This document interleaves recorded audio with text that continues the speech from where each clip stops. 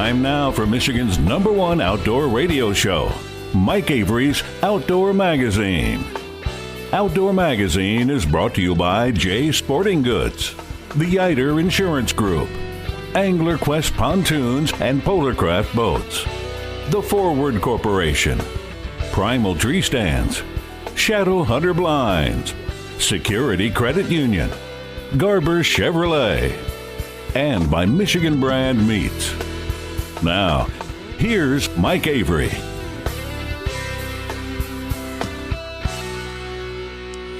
Thank you, Ken Hunter, for that introduction, and welcome to another edition of the Outdoor Magazine show right here on the Outdoor Magazine Radio Network. So glad to have you along with us as we continue this celebration of the history and tradition of the outdoor lifestyle here in the great state of Michigan and occasionally beyond.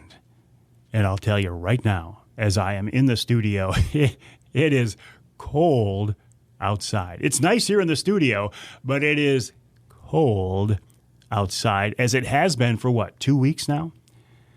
I realize the forecast calls for a little warmer temps this weekend, so hopefully by the time you are hearing the broadcast version of this show, it will be a little warmer.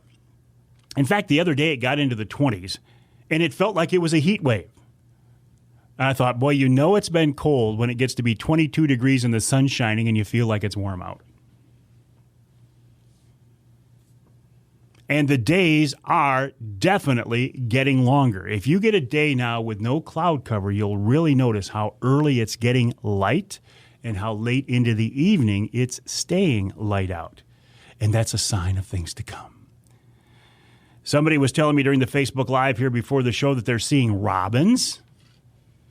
Now, robin's supposed to be a sign of springtime, right? I put no credence in that at all because I've seen robins here year-round. In fact, I question, why do we even have robins as the state bird of Michigan? For the most part, most of them abandon us during the wintertime. So why would we show allegiance to a critter that bails out on us when the weather gets bad? My sure sign of spring, and it's a ways off yet, is when I hear that first red-winged blackbird. To me, that is springtime, or when I see that first dead skunk in the middle of the road, then it's springtime, and that's going to be a while yet. The good thing about these frigid temperatures is it's made good ice across the entire state. And my friends who are ice fishermen are so happy about that, and I'm happy for you. It's these days it seems like it's hit or miss. Do we get good ice conditions or not? And I go back to when I was a kid, and I don't remember if the weathers were that much more severe when I was growing up on the west side of the state, northern Kent County, north of Grand Rapids, which at the time was fields and farms and woodlots and creeks, and now it's like a suburb of Grand Rapids. But it seems like the winters were so much more severe. And again, I don't know if it's just because I was a kid and my frame of reference was different. But man, I remember snowstorms that would routinely drop feet of snow. And living out there on the farm, we would legitimately get snowed in. We just don't see that much anymore. So this has been great news for the snowmobilers, the skiers, the ice fishermen, and I am certainly happy for you. I, not being an ice fisherman these days, I find myself thinking in other directions. And it doesn't help that it seems like everybody I know right now is in Florida fishing. Hey, I thought you weren't supposed to travel during a pandemic. I'm just jealous. Every time I turn around, I'm getting a text or a Facebook post or an Instagram picture from one of my buddies holding a big, beautiful saltwater fish on open water with the sun shining on their face. Now, I don't want to move to Florida. I don't want to live in Florida. I love Michigan. But I am starting to think, and I'm fighting it because I know it's too early, but I'm starting to think about what's coming up around the corner here. a little warmer weather. Now, I don't look forward to the hot, muggy days of August. No, no, no. But just warming up a little bit. Look forward to turkey season. That's the next thing on my list now. Getting that recurve out there. Trying to shoot a bird with my recurve. And also now this year I have a new challenge in front of me. And don't tell my grandson Carter this yet because I haven't confirmed it with him. So if you know Carter, don't say anything yet. But he wants to go turkey hunting this spring. And I am excited to give him that opportunity. So I want to get my bird with a recurve, and I want to get Carter his first turkey. He shot his first deer. He shot a doe with his dart and crossbow last fall, and now he wants to shoot a turkey. I'm going to encourage him to try to do it with that crossbow again. And I think we can do it. I think we can do it. So I'm excited about that. I'm also excited with these pictures again from Florida. In fact, I had a buddy of mine, Lanny Dexter. He sent me a picture of him holding a big saltwater fish. He said it was a Jack Crevalle. I don't know what that is. It looked pretty cool. But the thing that got my attention is he's fishing down there, and he's fishing from an Angler Quest. My only experience with Angler Quest is here in Michigan. He's down there in Florida. There is one thing I want to add to my Angler Quest for this year, though. In my Angler Quest for this summer, we'll have a 300-horse Merc on it. Now, what more could I ask for? Well, Mercury announced this past week they're coming out with a new outboard. A 600-horse V12 Verado. 600-horse outboard. I think I need one on the Angler Quest. Well, maybe not. Because it weighs 1,200 pounds. But here's the real kicker, no pun intended, kicker motor, get it? $70,000. But in Mercury's promotion of this, they show boats with 4 of these things on it. Can you imagine this? 4 600-horse V12 outboards at $70,000 a pop. Now, I'm sure those people got a discount, but still, what'd they get them for $50,000? So they got $200,000 worth of outboards on the back of these boats? I guess my question is, if you can't provide the 150-horse outboards for people who are buying boats these days, why are you building a 600-horse outboard? There is still a shortage there. There's a shortage of boats, of new boats, of used boats, of outboards. There is still a shortage overall of hunting and fishing and outdoor gear because of the pandemic. So many people have jumped back into the outdoor lifestyle or are embracing the outdoor lifestyle for the first time that it's put a real crimp in things. And it's good, right? It's all good. The more people we can get involved, the better we are.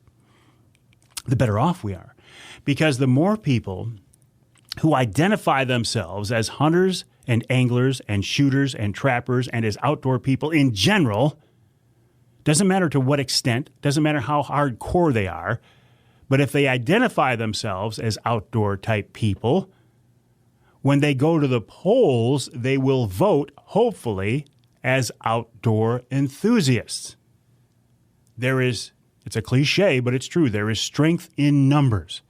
So the more people we have embracing this outdoor lifestyle, the more clout it gives us. So I think it's great.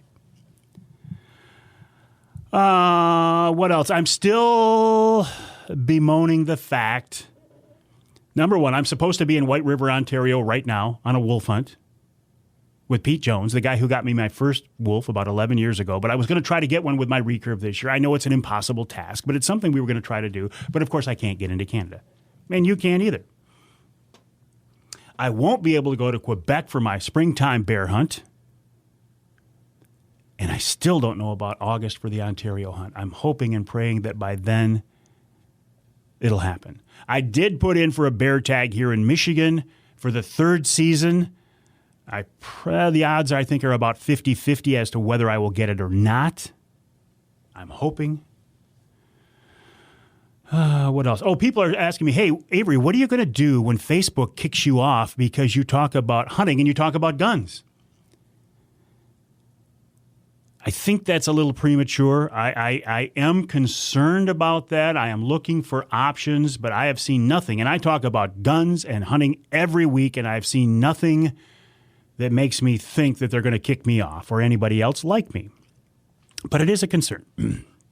So I am looking for options, but I think that the imminent demise of my social media presence, I'm not that worried about it. And maybe I'm being naive. I don't know.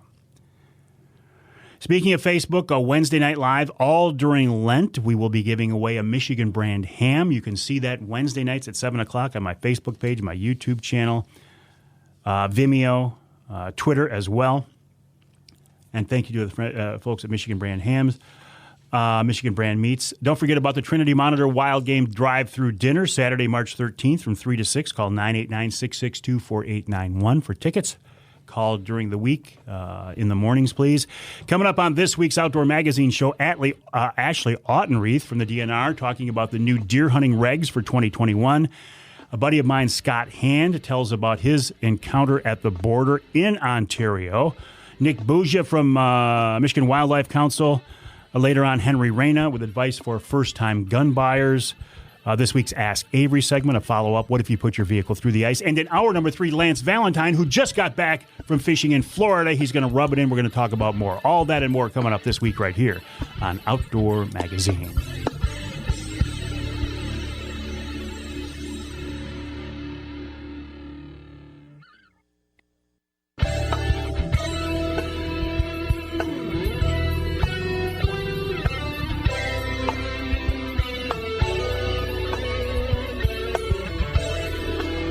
You can hear the Outdoor Magazine show in Traverse City on WTCM. That's 580 AM. You can hear us in Battle Creek on WBCK 95.3 FM. And you can hear us north of the bridge in Marquette on WDMJ. That's 1320 AM. This segment of Outdoor Magazine is brought to you by Boning Archery. Michigan-based Boning has been a leader in the archery industry since 1946, when Roland Boning invented Ferreltite. That means 2021 is their 75th anniversary. How cool is that? And what a tremendous accomplishment. Congrats to everybody at Boning. They started with Ferreltite. These days, they continue to come up with products, innovations for target archers and bow hunters as well.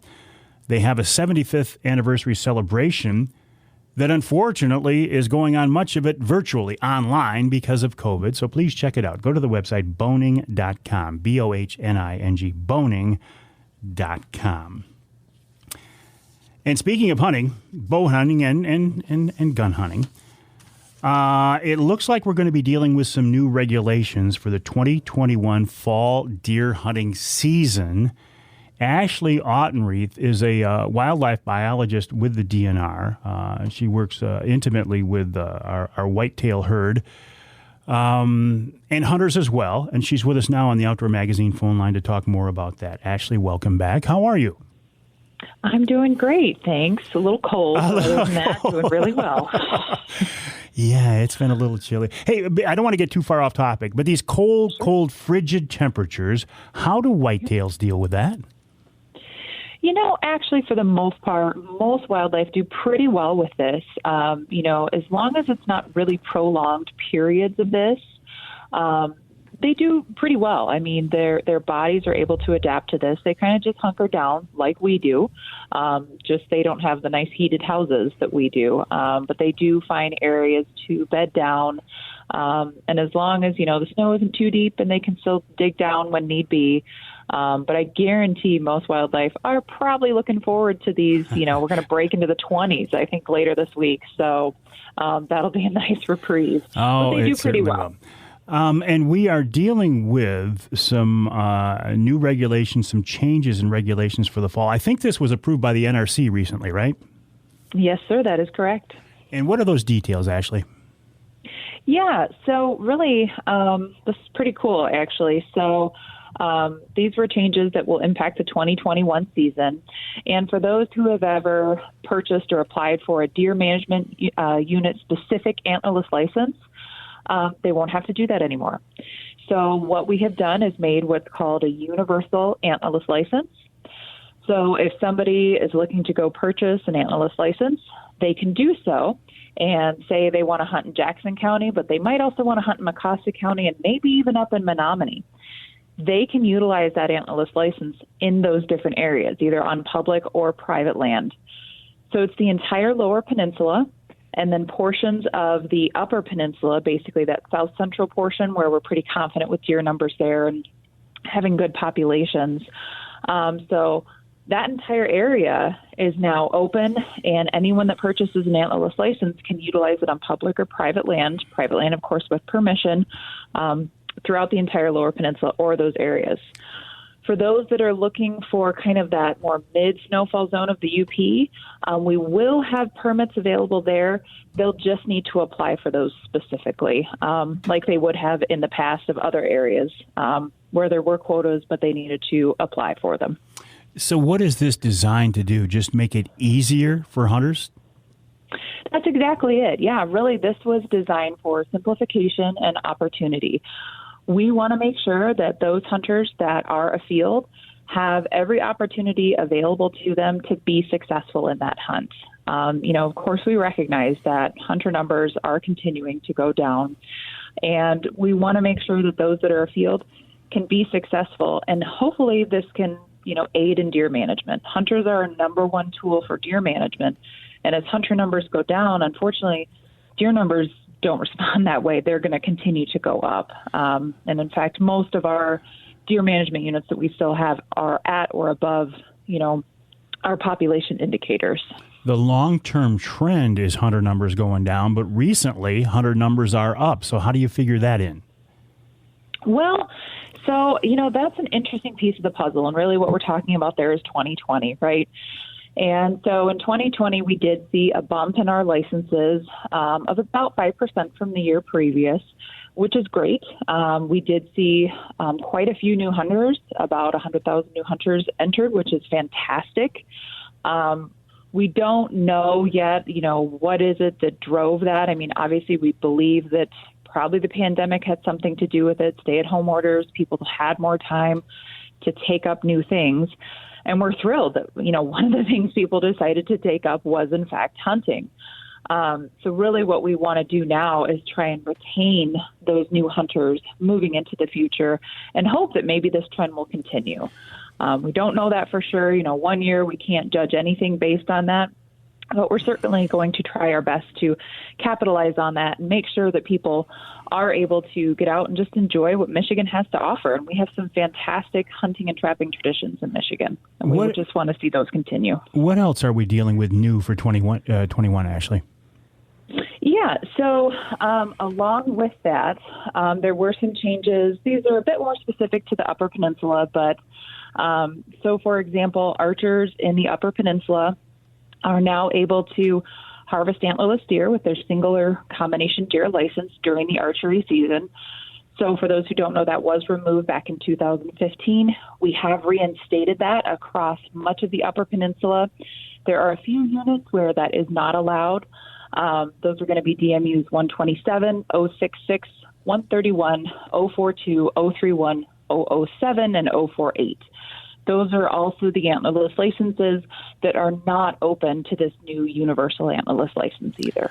Crossbows during the late archery season in the UP? Unfortunately, no. That will not be allowed. That has not been allowed in the Upper Peninsula since crossbows began back in 2009. We had brought that forward for consideration for the Natural Resources Commission. However, they did not approve that, nor did they approve removing Hunter's Choice, which was a type of antler point restriction that was in the Upper Peninsula. So those two were not passed. Will we see the muzzleloader season open to centerfire rifles in parts of the state as it was in 2020? Yes. So that is true still for basically Zone 3. So really we're talking about southern Michigan here. And that is something that will continue. So that was brought forward in 2020 and passed. And unless something is brought forward that would remove that, that is essentially permanent. Mandatory check-in. Did anything happen along that line? So in terms of regulations, no. But what I can share with you is the plan for that. So you will see other information coming forward in 2021 specific to mandatory registration of deer. 2021 will be a voluntary year under the new system. So those that want to take advantage of kind of figuring it out, seeing what the new system's all about, which is an online registration system, are going to be able to do that. And we will encourage people to do that so they can familiarize themselves with it. 2022, the plan right now is for it to become mandatory. So every hunter that is successful in harvesting a deer in Michigan would need to then register that animal on this new system. A lot of folks have been calling for that for a long time. Yes, they have. And so we're really excited to be able to offer this. And, it's something that's really great because we've been able to work with other states that have had this implemented for a while. So we're really hoping that this will be a great success for Michigan. We don't hear as much lately about chronic wasting disease, and I get it. There are a lot of other things to worry about as well. But what's the status there? I mean, we haven't had a second case in the UP yet, have we? We have not. No, that's very true. And, we really appreciate all the work that hunters have continued to put into the chronic wasting disease management side of things and helping with surveillance. And the same goes for bovine tuberculosis, which we also have in Michigan. So both diseases, of course, are still present and on the landscape. You're exactly correct that we have not found a second positive case in the Upper Peninsula. We do still have cases that have come up in southern Michigan in the areas where we have already found chronic wasting disease and basically noted those for hunters. You're right. I mean, it has not been at the forefront. You're exactly right. There's a lot going on. However, it's still at the forefront for us as a wildlife agency for sure. And one of our major tasks that, we're still tackling well into 2021 and beyond. Any changes in baiting or feeding regs? So really the only changes for that were some language changes specific to the Upper Peninsula. And it was actually more regarding supplemental feeding and recreational feeding. So other than that, in terms of, where you can bait, things like that, there were no changes for 21. A certain group of hunters keeps holding out hope that you guys are going to lift the baiting ban in the Lower Peninsula. I don't see it happening, but you tell me, you're on the inside. Well, at this point in time, there are certainly no plans to do so. Baiting is something that, I think any wildlife professional would agree that, it simply isn't good to have baiting on the landscape, disease or no disease, simply because it can increase the prevalence of the disease. And then, of course, the persistence of that disease once it's been established. So there are other factors that are associated with any type of feeding of wildlife as well. So no plans to bring baiting back to the Lower Peninsula at this point in time. Do you see any more changes for the fall season coming up, or is this it? The window of opportunity is now closed, and what is on the books now is what hunters will be dealing with this fall? So there may be a couple changes. We would normally have a spring regulation cycle, and so there may be some opportunity there, very little. These would be more just some technical things, perhaps. Nothing major on the horizon. We do have some questions on our Deer Hunter Harvest Survey that pertain to kind of preferences that hunters might have. For example, a one buck preference. Cooperative type party hunting preferences. So we will be paying attention to that to see what the results of that were, but that would not be something for 2021. It would be 2022 or even further down the line that we would really consider something like that. Ashley, as always, appreciate your time. And if something does change, I'm sure that you guys will let us know. I'll send people to the website, michigan.gov/DNR, michigan.gov/DNR. Thank you, Ashley. Stay warm, and we'll talk again. Thank you. Take care. We'll take a break here in the Outdoor Magazine show. When we come back, a friend of mine, Scott Hand, talks about a situation he had at the border trying to get into Canada. This is something a lot of us would like to do. We love Michigan, right? But it would be nice to go to Ontario hunting or fishing. A story on that coming up after the break right here on Outdoor Magazine.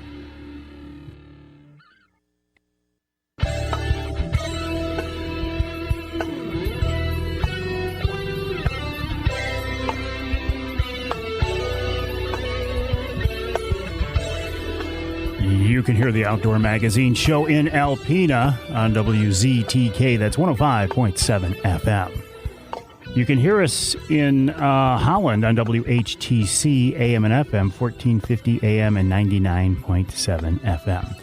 This segment of Outdoor Magazine is brought to you by the Linwood Beach Marina and Campground. Linwood Beach can be your year-round Saginaw Bay fishing destination and your Mid-Michigan tracker and Angler Quest headquarters. They're also ice fishing central this year as well, now that there are good ice conditions on the bay. Check them out online at linwoodbeachmarina.com, linwoodbeachmarina.com. And if you're looking for a new boat for when that ice goes away, check out my friends at Linwood Beach Marina. Again, the website, linwoodbeachmarina.com. Speaking of friends, a friend of mine, Scott Hand, a really good guy. I mean, Scott and I have been on elk hunting adventures out in Colorado last fall. He graciously allowed me access to his family farm to try to shoot a doe with my recurve. It didn't work out, but we tried. And he's actually the guy who bought my Angler Quest from last year as well. But he's got an interesting story about what happened to him last week at the Ontario border, and I thought it was worth telling here on the air. Scott, welcome back. How you doing? Doing good, Mike. Doing good. Hey, listen, you've got to be, I mean, we're locked up right now, but you got to be jonesing with that new Angler Quest waiting to hit the water this spring. Yeah, I drove by it over there at Linwood Beach Marina on Friday, seen it under plastic cover, and I'm like, boy, that isn't going to be anytime soon by the looks of that bay right now, but that can change. So, yeah, I'm looking forward to it, Mike. You're going to love that boat. Love that boat. Hey, listen, you were telling me about an experience you had at the border. So walk me through this. What, your in-laws have some property up there? Is that what it is? Yeah, my father-in-law and his brother own some property up in Nakina, Ontario, and they have several boats up there that are in a pole barn, and substantial amount of money just sitting up there in a pole barn that they were expecting to use. They go up and use it several times a year. So they've been trying to contact the Canadian authorities to find out what they would need to do to have somebody either them access or get somebody to access their place to try to get their boats back here to the U.S. and have kind of run into roadblocks here. They hear one story from one guy and another story from another guy. And I told them, I said, I'm going up there to the Sioux, Michigan to go snowmobiling. I said, why don't you give me the paperwork and I will go to the border and I'll just kind of ask some questions. Didn't expect to be going into Canada. I expected maybe I could get the answers on the U.S. side and everything would be good. But when I arrived at the U.S. side and told them what the scenario was and what I was trying to get accomplished, they said, we really can't answer those questions. So there was a U.S. custom agent there in the booth and said, what I'm going to have you do is pay the toll and drive across to the Canadian side and then ask the questions at the booth. Mm-hmm. So I figured, I'm talking to a customs agent here who's saying I should go across to the Canadian side, so I'm assuming they know what ramifications could happen here. But I didn't have my passport because I didn't have any interest or didn't expect to be going into Canada. But anyway, I paid the toll, drove across the bridge, got to the Canadian custom agent in the booth, and started asking me the normal questions if I was carrying any alcohol, tobacco, firearms, the normal things. And then as he finished those, he said, why are you in Canada? I said, well, I need to ask these questions. And we've been trying to get answers through phone conversations with the Canadian government, haven't got the right answer, so that's why I'm here. Well, we can make you stay here and quarantine for 14 days. You should not have entered Canada. And immediately I'm like, you got to be kidding me here, I I just came here to ask questions. Well, as he's talking to me, he's filling out a slip. So when he gets all said and done with the slip, he hands me the slip. He says, you need to pull over there underneath that canopy, and I want you to go inside. Oh, boy. So, okay. We progressed this far. At least I'm maybe going to get to have my questions answered. So I parked my vehicle, went in, immediately met there by two customs agents. And as I walked up to them, they told me to sanitize my hands and do not remove my mask the whole time I was in there. So I did that, and they said, why are you here in Canada? And I explained to them I was there to ask questions, kind of had some conversation back and forth. And the one custom agent says, we can make you stay here in quarantine for 14 days. Where have you been in the U.S.? Are you vaccinated for the COVID-19 virus before you came into Canada? Well, I hadn't been. So that was strike one. So I was like, oh boy, here we go. Here we go. Now what?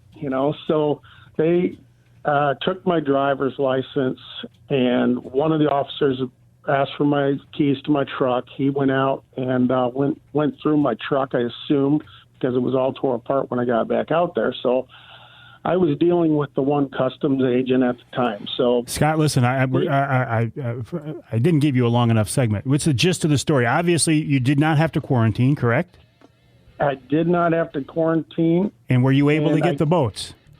At this point, we cannot get the boats. Oh man, we're still negotiating with the folks, because you have to hire a broker and get all the proper paperwork. A Canadian broker.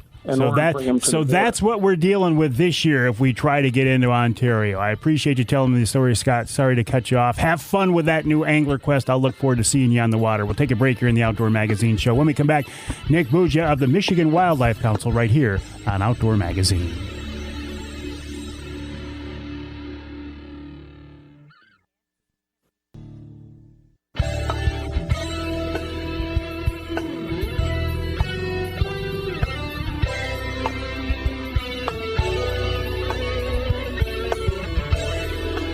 You can hear the Outdoor Magazine Show in Carroll on WKYO 1360 AM and also WIDL 92.1 FM. This segment of Outdoor Magazine is brought to you by the Michigan United Conservation Club's On the Ground program. OTG is a program to improve habitat for fish and wildlife across the state. For details, check out the Michigan United Conservation Club's website, mucc.org. That's mucc.org. And a reminder, if you want to save 25% on your MUCC membership, use the promo code MIKE, all caps, M-I-K-E, and you can save 25%. How cool is that? A quick follow-up on my conversation with my buddy Scott Hand about his story about trying to get into Canada to pick up his in-laws' boats. He says you might want to tell your listeners that Canadian Customs told him, Scott, that 2021 is probably out of the question for entry into Canada until 70% of Americans are vaccinated. Just something to keep in mind. You might want to find alternative plans for Canada this summer, me included. I want to turn our attention now to a group that I have been working with since they were formed, and I have a lot of respect and support for them. It's called the Michigan Wildlife Council, and their job is to promote hunting and fishing and trapping here in Michigan to the unwashed, to the majority of Michigan residents who don't share in this lifestyle like we do. Nick Buggia is the president of that group, if I remember right, and he's with us now on the Outdoor Magazine phone line. Nick, you are the chairman now, aren't you? Yep, I am the new chair. Which keeps you busy, I'm sure. Yeah, lots of lots of behind-the-scenes work they don't tell you about when you get appointed to one of these councils. And you raised your hand, right? You were the guy who raised his hand, and there you go. Yep. How is the battle? That's my word. How is the campaign going these days, Nick? I think pretty positively. The numbers from our surveys have always shown that a majority of people in Michigan support hunting and fishing on some level.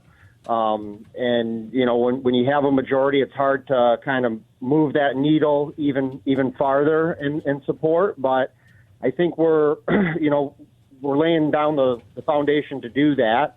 Our new statewide survey is currently being conducted, and we're going to have the results of that at our next meeting, February 26th.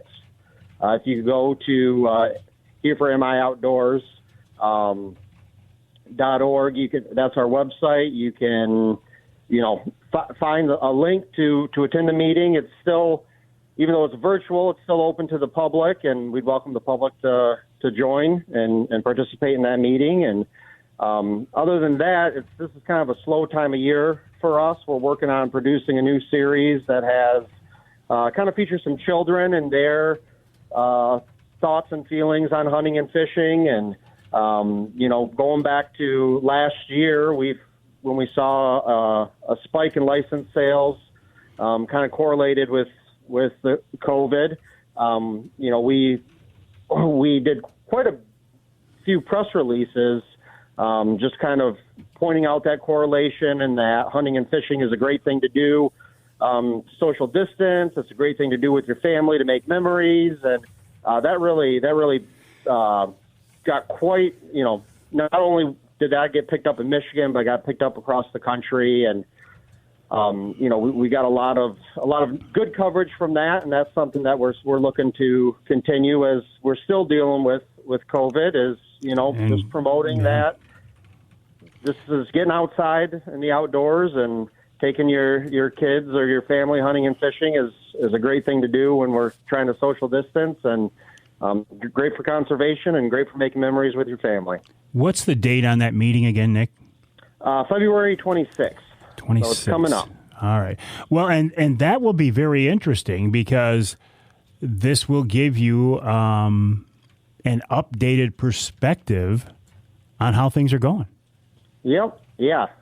So, with COVID, and the increase in license sales, it's not necessarily our job to, sell those licenses or make sure that we're continuing that sale, but we view it as there's just a lot more people that have an experience to go along with our message now. And we think that's really invaluable, that there's all these new people that, are going to be hearing our message or have heard our message, but now they have an experience to go along with it. And that, that you can't buy that kind of marketing when they say, oh, you know what, I went ice fishing with my dad this winter, or this summer I learned how to fly fish, or we went hiking, or we went rabbit hunting, or whatever it may be. That experience really goes a long way to, making them lifelong sportsmen and women. Well, and you're promoting fun. You're encouraging people to get outdoors, to go hunting and fishing,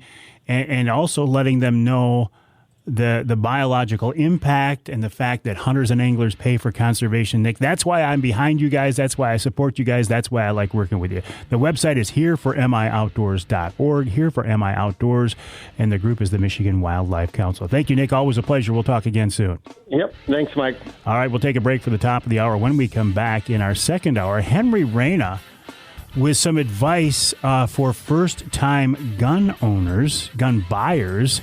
What should you look for? What should you get? And maybe it's a moot point because maybe you can't even get it right now. Jamie Schafer from the DNR talking about their summertime job openings and this week's Ask Avery segment as well, coming up in hour number 2 of this week's Outdoor Magazine.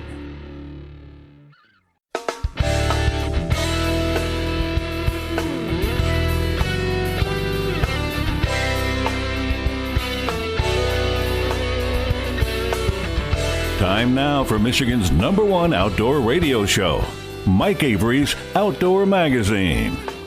Outdoor Magazine is brought to you by J Sporting Goods, the Yider Insurance Group, Angler Quest Pontoons and Polarcraft Boats, The Forward Corporation, Primal Tree Stands, Shadow Hunter Blinds, Security Credit Union, Garber Chevrolet, and by Michigan Brand Meats.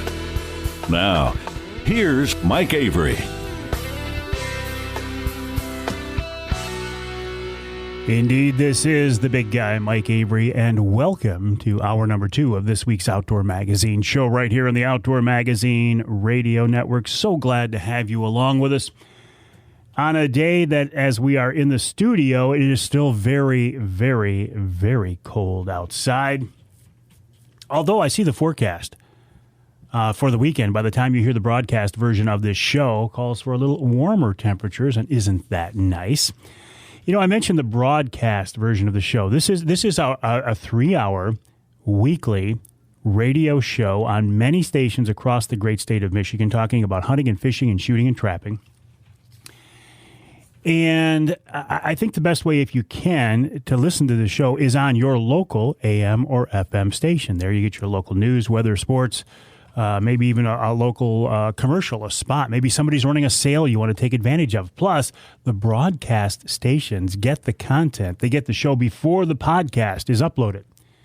So the best way to listen to this radio show is on your local radio station if you can. However, if your local station doesn't carry all 3 hours, or if you live in some part of our state not covered by the broadcast signal, you can still hear the show as a podcast. Podcasting is a buzzword these days. It's a hot word these days, and it gets used incorrectly a lot of times. People will say, hey, I heard your radio podcast. There's no such thing as a radio podcast. It's either a radio show or a podcast, but I get it.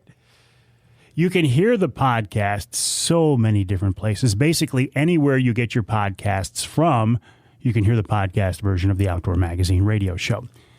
Those outlets include my website, MikeAveryOutdoors.com. MikeAveryOutdoors.com is the online portal to all things Outdoor Magazine and Mike Avery Outdoors.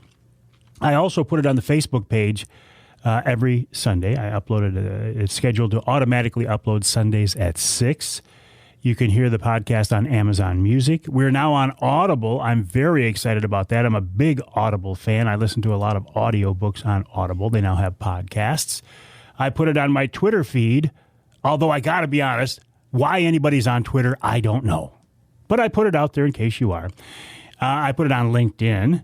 It's on iTunes, Google Play, iHeartRadio, SoundCloud, Spotify, TuneIn, Stitcher, Player FM, Deezer, Radio.com, and even YouTube. Anywhere. You can listen to the podcast version of the show. I also need to promote the Outdoor Magazine Podcast Network. Each month I do podcasts for Jays, Offshore Tackle, Angler Quest Boats, Killer Food Plots, Polar Craft Boats, Shadow Hunter Blinds as well. So keep an eye out for those. But regardless of how you are listening to me, where you are listening to me, the broadcast version, the podcast version, I appreciate it. Thank you. And I truly and sincerely mean that. I've been doing this for a long time. This is my 40th anniversary in broadcasting. And I would not have been able to survive this long without your support. So it means a lot to me. So thank you, thank you, thank you. I want to talk now about a topic that I find it very interesting. I find it very timely. In some ways, I find it very frustrating. And it's a follow-up on a theme that I've been talking about for the past few weeks. And that is, it goes along the line of the ammo shortage. It goes along the line of the gun shortage. And I got a phone call from a buddy of mine the other day, Henry Reyna. Now, Henry is a former police officer. He's a security expert. You can learn more about him at his website, securesolutionllc.com, securesolutionllc.com. He does CPL classes. He does security training for companies, for organizations, for churches and such. But Henry said, I think an interesting topic would be to talk about first-time gun buyers, of which there are many, and that's one of the big reasons why we have an ammo shortage right now. So many people have gone out and bought their first gun, and of course they want ammo for it. It's created this ammo shortage. But Henry says, keep in mind that first gun is so very important, and choosing the right one is critical as to whether somebody enjoys shooting and will become a lifelong shooter or not. Henry, welcome to the show. Appreciate you being along with us. How are you? Good, Michael. 40 years. Wow. It seems like just yesterday I first met you. And when I first met you, Michael, I thought, man, this guy must have played incredible football somewhere because you're just a beast of a person at the time. You were so hot and athletic at the time. And now I'm just old. And a little less hair. I shaved it all off. I got sick of looking at it. Yeah. Well, tell me about your career. You've got an pretty interesting career as well, my friend. You know, it's funny how you say you didn't plan to be where you're at today, but this is where you are, and you're doing it because you're passionate about it. And I would have never guessed, you know, being a poor kid growing up in Saginaw, that I'd be where I'm at. And it's because I'm just passionate and I just care. And I just want to help people make these right choices when they're looking for safety and security. And carved out in that little niche in safety and security is a tool that a lot of people are looking at, and that's handguns and pistols. I don't want to get, you know, real political here, but what are you seeing when you deal with people these days? Where is their mindset? Why are they turning to people like you like never before right now?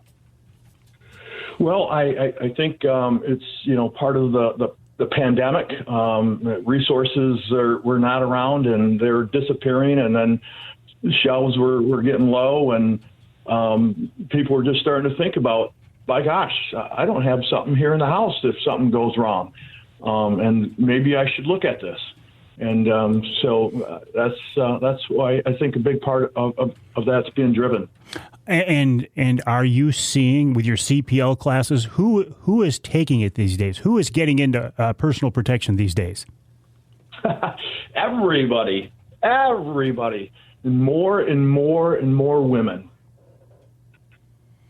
Is that a change from years ago? It is, you know, so women have been just kind of tiptoeing on the fringes, on the edges, and over the past couple of years, I've slowly seen the number grow and grow in this past calendar year, especially. So if I could hold 2020 up right alongside 2 or 3 previous years, there was just that many people last year in 2020 getting the training specifically from me. Well, and you know, speaking of women in shooting, and this is something I went through in my own family recently. You know, my wife decided to get into shooting and you know, take a CPL class, and of course the question is, what gun does she use? When she took the class, I had her use one of mine, and it became very clear immediately it wasn't the right gun for her. So I did some research. I thought I found the right gun, went out and got it, and it was a step in the right direction, but still it's not the right gun for her, and we're still searching for the perfect gun for her. How do you make that decision, Henry? You should have came to me, Michael. I would have given you a conversation. I could have saved myself some time and money, right? All kinds of grief. And that's what I tell people when they start asking me questions. I said, great, you haven't bought anything. You're in the perfect position. Let's get the training first. Let's go through this training. And then after the training session, you will be able to make all kinds of decisions for yourself, especially women. I mean, women look at everything totally different than men do. They evaluate all of the possibilities and the probabilities, and they want to make a decision that's not going to be regretted later on down the road. So I tell everyone, get the training first, and then we can start talking about the different tools that you're going to put in that toolbox. Well, you know, the one good thing about our search for the perfect handgun for my wife is, even if it didn't turn out to be the perfect gun for her, it still went in the Avery safe, so I'm still ahead of the ball game. Yeah. So, I was very fortunate in 2013 to work at Cabela's when the store first opened up, and I worked there for several years. And that's where I really got a foundation to develop the ability to consult with people when they're making these different choices. You know, the Saginaw Cabela's had outsold every other store in the United States. Why? Yeah. The corporate executives were coming here, and they were wondering what is going on in Saginaw, Michigan, that they're beating the Texas stores, the Wyoming stores, Tennessee and Georgia and all these other places. People in Michigan love their guns, Mike. Well, they do, but I can't believe we any more than Texas. I mean, Texas I think of as a huge gun state. Nope. At one point, the Saginaw Cabela's had outsold any other gun counter in the United States. Well, Henry, I'd like to think it's because you were behind the counter pushing those guns. Yeah, absolutely. No, and so if someone came in and I was working the counter and they were a blank slate, I would literally walk through that whole cabinet with them and say, this is good about this model and that model, and this is what you're going to get on this model and that model. And let's talk about semi-automatic versus revolver. And let's talk about the most readily available ammunition typically on the shelves and what's more affordable, and on and on. And then, of course, do you need a safety? Do you want a safety? Do you want night sights? And do you want a flashlight? And so these are all the decisions I help them make. And Henry, and I want to talk more about each one of those specifically, but first we've got to take a break here on the Outdoor Magazine Show. We're talking with Henry Reyna. You can learn more about him at his company's website, securesolutionllc.com, securesolutionllc.com. If you are looking for your first gun, in particular a handgun, there's a process you want to go through. You want to get the right gun. And then the question is, can you even find it these days? Well, that's maybe a separate issue. More with Henry Reyna coming up after the break right here on Outdoor Magazine.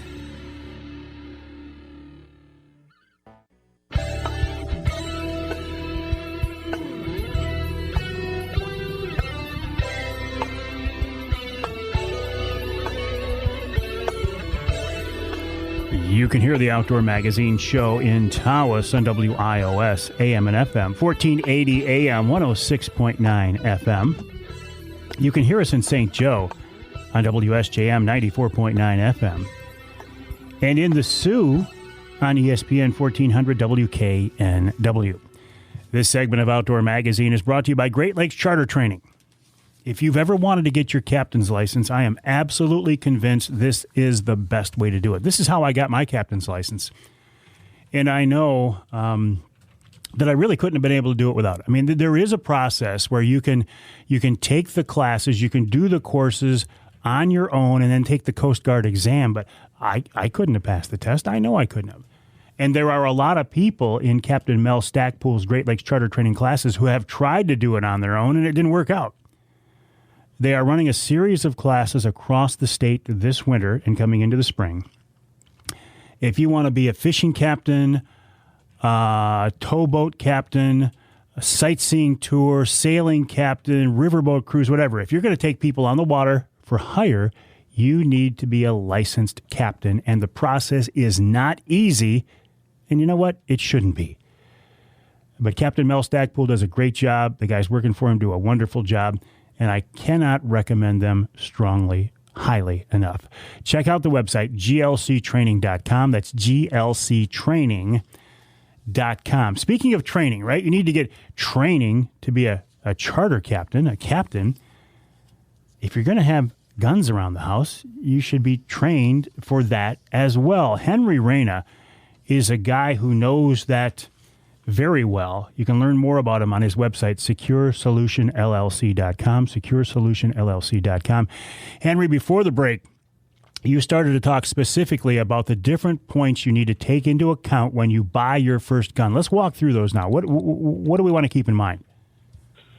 Well, you want to keep in mind how you're going to use it, and what's going to fit you the best, semi-automatic versus revolver. What caliber, what I tell people is the most readily ammunition and the most inexpensive ammunition on the counter is typically 9mm. And 9mm is easier to control because there's less recoil. So I suggest everyone's first gun should be a 9mm. And then I also suggest it should be a mid-size gun. So not really big and not really small. And stick with the name brand, a Glock 19, a Smith & Wesson M&P, a Ruger. It's a great home defense gun and will be a great personal protection firearm and somewhat easy to conceal if you're determined to do it. One thing I saw in my recent observation of a CPL class that had a large number of new female shooters, they wanted to shoot the 22s because they were easy to shoot. They had little recoil. And I'm not an expert, but I suggested to them that maybe this isn't the best self-defense round. Your thoughts on that? Oh yeah, absolutely. And because of the ammo crisis that we're in right now, I've been and I have never trained with 22s ever before until just recently, so I am using those 22s, but then I will also throw a 9mm in their hand just so they're familiar with the difference in that caliber and the recoil and everything else. But yeah, 22s should nothing more than shooting paper, not self-defense for sure. But so where I end up going with this, Michael, is also making the suggestion, if this is for real home defense in a possible emergency use, you should probably not have a safety on the gun, because 99% of the time, wrongdoers attack us out of surprise, just like any other predator. They stalk their prey and then attack by surprise. And during the surprise of attack, the ability to turn a safety lever on or off is not going to be accomplished because of the adrenaline rush that you're experiencing. And very similar to that adrenaline rush, and I'm sure you can attest to this personally, if you're on the Saginaw Bay and you're stalking those quackers, you go to pull up your shotgun and you miss the shot because you weren't able to turn the safety off because you're too excited. Would you carry that lack of physical safety over into a concealed carry gun as well? Oh, absolutely. And so if you look at police and military do not have a button or safety to turn on or off their gun. When they're called to use their firearms, it's out of surprise of attack, and they have to draw their gun out, and it has to come out and get in that gunfight immediately. And so if a concealed carry, if you're going to be using that gun for your personal protection, you have to consider the surprise attack, and 99.9% of the time, predators will attack us by surprise, and we're going to have to get that gun in the gunfight. And when do you want it in the gunfight, Michael? Well, I want it right away if I ever need it, God forbid. Yep. And that's when the person standing in front of me has the aha moment. I shouldn't have a safety. Well, not if it's a real self-defense gun. Mm-hmm. And then I will then talk to the person, well, if it's a real gunfight that you're involved in because someone's attacked you out of surprise, woken you up in the middle of the night, you're not going to use night sights. You're not going to use a laser. You're not going to use any other fancy doodad on that gun either. You're just going to point and index the firearm and press the trigger to stop the violence from attacking you. And so right there, I've just saved someone hundreds of dollars because they're not going to buy a laser, they're not going to buy night sights, and they're not going to buy any other fancy doodad that goes with that gun. What about revolvers? Do revolvers have a role these days? Because I was shooting one of my snubbies the other day, and it reminded me how much I actually love that gun. But when it comes to concealed carry, I'm just not sure it can hold up to one of my semi-autos that's the same size that has 2 or 3 times the capacity. Well, and that's when you kind of get into, what favorite flavor of ice cream do you like? And so there's a lot of people, there's a great number of people that do love the revolvers, and revolvers have stayed up with semi-automatics. There's just so many different types out there made out of different materials, lightweight, still easy to carry, easy to conceal. It's I think a lot of people like the simplicity of a revolver. They can open the cylinder, they can see the rounds, they can close the cylinder, and they know what they have. So do you accept a revolver as a legitimate concealed carry personal protection handgun? Oh, absolutely. Yeah, anything calibered over a 22, so any bullet larger than a 22 that offers reliability is something that absolutely I would accept as a personal protection firearm. Does the lack of capacity compared to a semi-auto gun, is that a concern at all? Well, it is with me, and so I don't carry revolvers. I carry semi-automatics, and when I'm carrying, I'm not just carrying one magazine. I'm carrying multiple magazines, But that's my train of thought. If you're going to have a stone to throw, you should have many stones to throw. No, I get that. There are a lot of different CPL classes out there these days. I mean, you can take a one-day class and be done with it. You can take a multiple day, spread out over a course of weeks. What do you recommend? What should somebody look for in a CPL class? Well, I tell them they should vet their instructors. And so I love Google, because Google will give you the reviews. And so I tell everyone across the state, find a local instructor and see if they have Google reviews. Google will tell you the truth. And I'm very proud of my hard fought and earned Google reviews. I'm passionate about having a relationship with my student. Once you come through my program, it's not just one and done. I continue to send updates. I continue to give you more information. Michael, I have a special gift for you and all of your listeners. I just uploaded it on my Facebook page, Secure Solution LLC Facebook page. All of your listeners are going to be able to get into a program here and buy a handgun at a steeply reduced price. You have handguns to sell? I'm not selling them. I'm just going to make your listeners aware of a program if they want to look at it, vet it.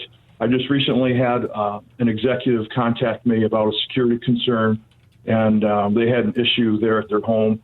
This person was not a gun user, never had a gun ever before, but this security concern opened his eyes.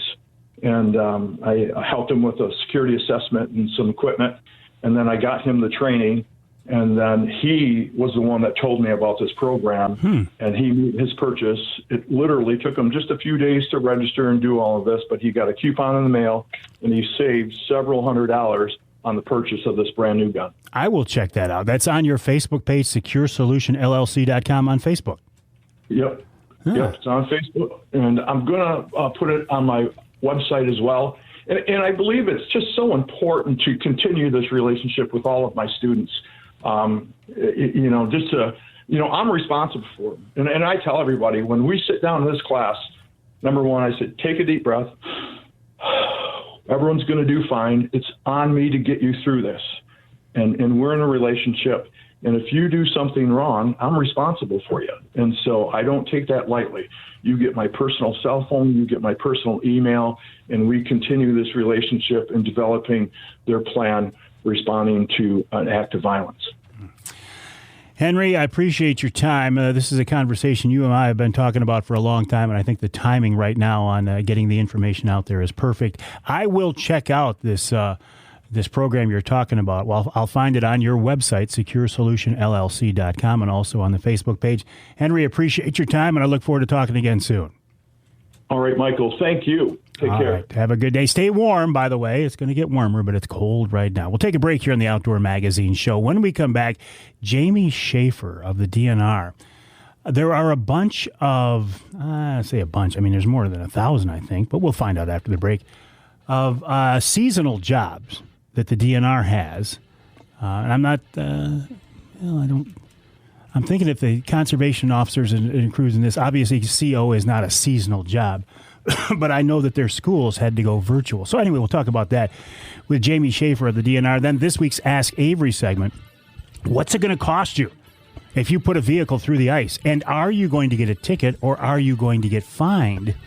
Details on that. And coming up in hour number 3, Lance Valentine of Walleye 101 just got back from a Florida fishing adventure. We'll talk about that and more right here on Outdoor Magazine.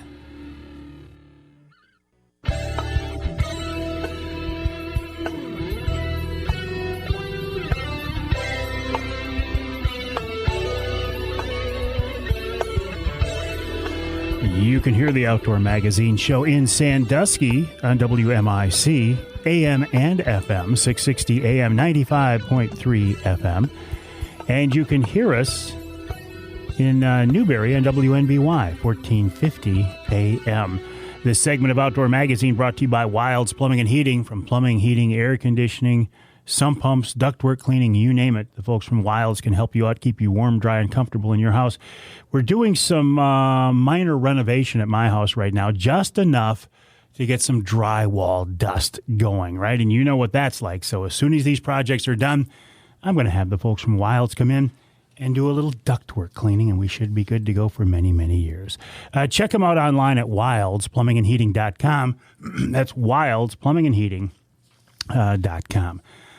While you are online, please check out my website, MikeAveryOutdoors.com, and head on over to this website as well, michigan.gov/DNR jobs, DNR jobs. Jamie Schafer is with us to talk more about that. Jamie, welcome to the show. How are you?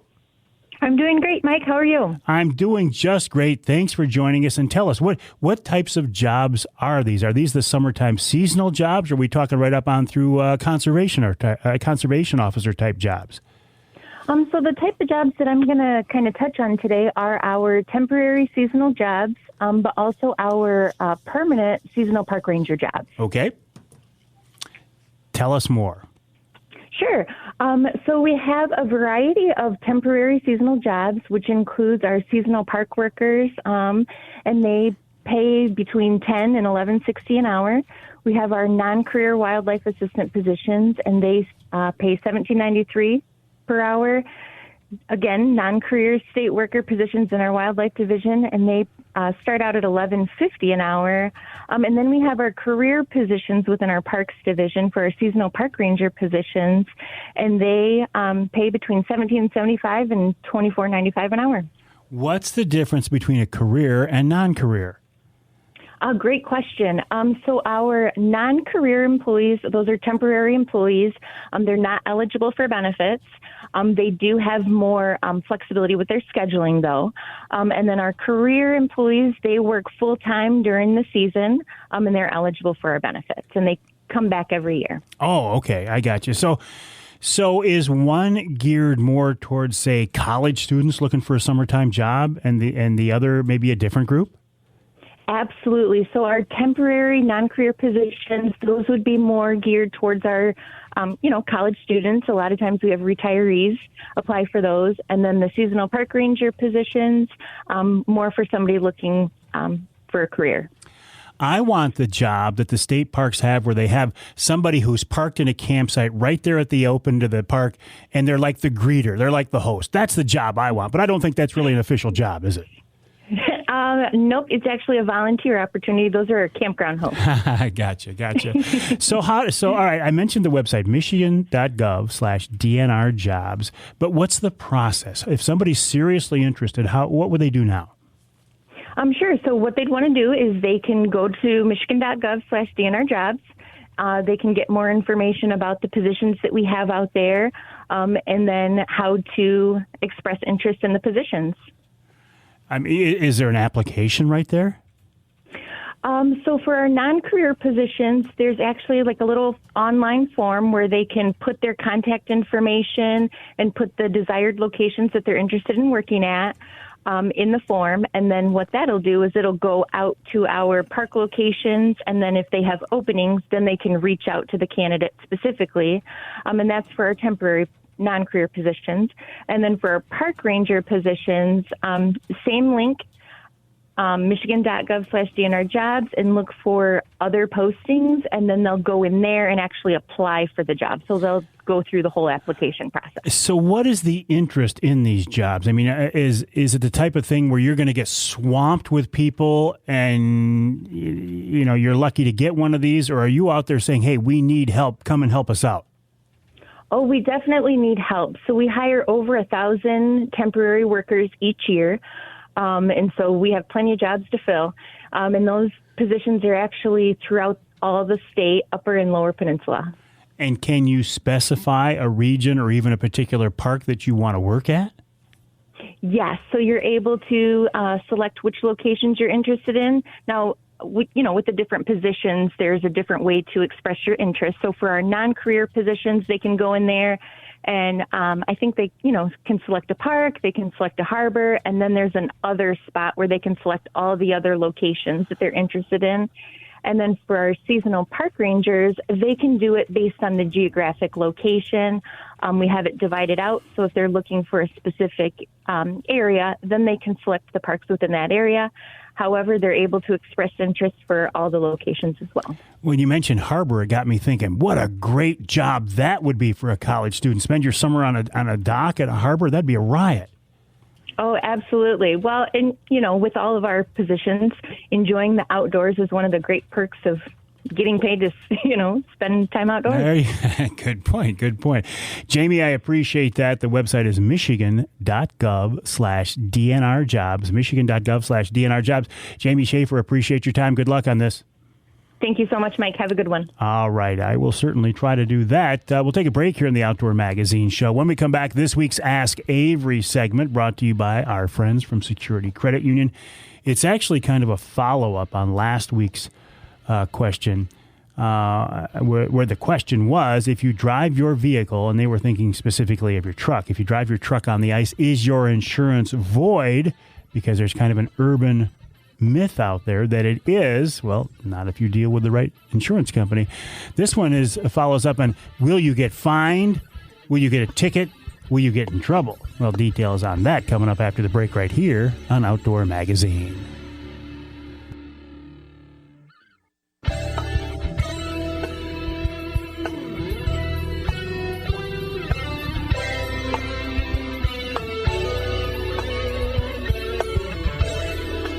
You can hear the Outdoor Magazine Show in Sheboygan on Big Country Gold, WCBY, AM and FM, 1240 AM, 100.7 FM. You can hear us in Iron Mountain on WMIQ, 1450 AM, and in Lansing on WILS, 1320 AM. The Ask Avery segment is brought to you each week by Security Credit Union. Security Credit Union loves to work with outdoorsmen and women, and they can help you with your next outdoor adventure. Check them out online at securitycu.org. And the way this works is, this is your chance to pose a question directly to me, or something that you would like me to pass along to the experts. And this week is kind of a follow-up. This comes from John Sullivan. And it's not the John Sullivan of Lure Lipstick, but John sent me an email to mike@mikeaveryoutdoors.com, and that's one good way to get these questions to me. You can also post them on social media. He said, hey, Mike, I heard you talking last week with your insurance guy about driving a vehicle on the water and whether you're covered. That guy was Carl Yiter, and he is my insurance guy, and yes, you are covered if you work with a reputable company. John says his question is, what if you drive your truck or ATV or snowmobile on the ice and you go through? What happens then? Do you get charged or fined, and how much? A great question, actually, I think. I checked with the DNR. I checked with one of the command officers at the state level. He said, we give those people, regarding if you go through the ice, we give them a reasonable amount of time to get it out. No fees will be assessed by the DNR unless they fail to remove the vehicle. He said it's generally a week to get it out, as those tow companies are specialized and insurance is sometimes involved. If we remove it, meaning if the DNR has to remove it, now it's a different game and the fees go up and charges will be filed. So if they go through and an ice fisherman or whoever's on the ice, so if they go through, report it right away, we, the COs, will document and stay in touch with them. I said, okay, well, what happens if there was a charge? If they intentionally left it out there, you thought there was a reason to charge them with something, it would be a civil or misdemeanor litter charge plus the fees for removal. I said, okay, well, what about getting somebody involved because there's been a spill of gasoline or of oil? Because I've always heard that's where you really get into trouble. He said, we don't get the DEQ, which is now called EGLE, involved generally, but we could if there were extenuating circumstances or if it was an extraordinarily large spill of some type. I also checked with the Coast Guard because I had heard the Coast Guard was adamantly enforcing that as well. Coast Guard Station Saginaw River says that's not something they routinely get involved in. They will make a report and they will contact the person who went through the ice to get a feel, again, for how much may have been involved in a spill or a leakage from the vehicle. But don't look for any more trouble from the Coast Guard beyond that. Going back to the DNR, he said when people go through the ice, say with their truck, he said we've had people pull the plates off and try to cover it up. He says those get expensive because we assume, and this is a law enforcement mentality, we assume if there's a truck on the bottom and somebody pulled the plate, he says we're going to assume there might be a body inside, and that starts a whole different line of activities. Here's where the real expense gets involved. Yes, you might get a ticket for littering. You might get a civil infraction if you're a jerk about it or if you don't do it in a timely manner. But here's where things get interesting. The tow companies or the recovery companies, this is where you're going to pay some money. Tow companies start about $1,500 at $1,500 and $150 an hour or so. So it could cost you, if you need to get a truck out of the ice, depending on how deep or how far offshore it is, it could cost you $6,000 to $7,000. I did some searching on Saginaw Bay, which is where you hear about this a lot. The fees for recovery companies on Saginaw Bay start about $1,250 to $1,500. They go up to $2,500 as the base fee, depending on how far offshore the vehicle is and how deep a water it's in. If you drop a side-by-side through Saginaw Bay, it could cost you $4,000 to $5,000 to get it recovered. So it's not something you want to do, aside, obviously, from the personal risk. I mean, forget about the fines, forget about potential ticket or whatever. If you drop something through the ice, it's a dangerous situation. If you're in more than about 2 or 3 feet of water. So that should be first and foremost a concern, right? But if you do get out safely, and I pray that you will, then you got the recovery fees. So my best advice is don't drop your vehicle through the ice. If you're at all unsure about it, don't go out there. And again, thanks to the folks at Security Credit Union for helping to make each week's Ask Avery segment possible. Check them out online at securitycu.org. That's securitycu.org. You can send your questions to me. Email Mike at MikeAveryOutdoors.com or hit me up on just about any of the social media outlets, and I will keep an eye out for that. We'll take a break for the top of the hour. When we come back, Lance Valentine's going to rub it in. He just got back from Florida. He hooked into a 100-plus pound tarpon. We're going to talk about that and more. Plus, Wild Game Chef Dave Miner has another great recipe. That's in hour number 3 of this week's Outdoor Magazine.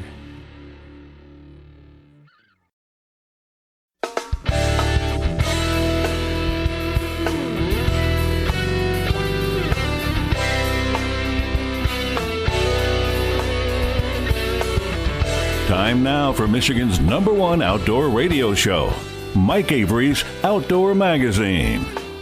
Outdoor Magazine is brought to you by Jay Sporting Goods, the Yider Insurance Group, Angler Quest Pontoons and Polarcraft Boats, The Forward Corporation, Primal Tree Stands, Shadow Hunter Blinds, Security Credit Union, Garber Chevrolet, and by Michigan Brand Meats. Now, here's Mike Avery.